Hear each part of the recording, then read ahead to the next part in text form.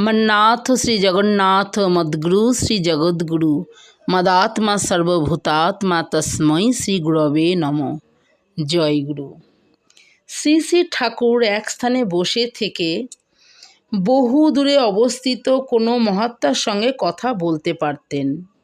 নিকটে যে বা যারা থাকতেন তিনি বা তারা দেখতে পারতেন ঠাকুরের মুখ নড়ছে, অস্ফুট স্বরে কি যেন বলে চলেছেন। ঋষিকেশ তীর্থে অবস্থান করার সময় ক্ষেপাদাস ভট্টাচার্য স্বামী স্বরূপানন্দজি একদিন দেখলেন বিখ্যাত নেপালি বাবা ঠাকুরের দর্শন মানুষে সেখানে উপস্থিত। এরপর অন্য অন্য দিনে আরও 2-3 জন এমনই বিখ্যাত মহাপুরুষ সাক্ষাৎ দর্শন করতে এসেছিলেন। তাদের সঙ্গে ঠাকুরের কথা হতো ইঙ্গিতে, ভঙ্গিতে, চোখের ইশারায়, কোনো শব্দ নেই।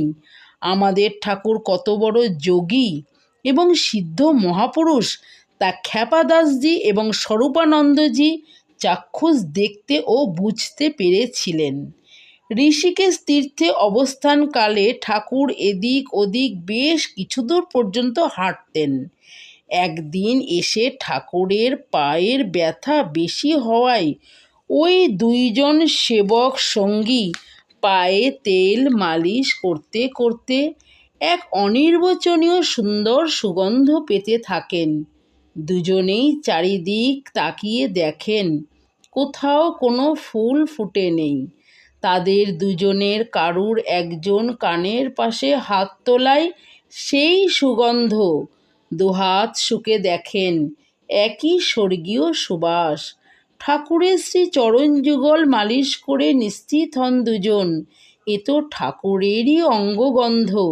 ঠাকুরের শ্রী চরণ নির্গত পাদপদ্মের সুগন্ধে বিভোর 2 সেবক সঙ্গীর মনোপ্রাণ তখন তন্ময়। ঠাকুর আমাদের ভগবান গুরু। জয় গুরু।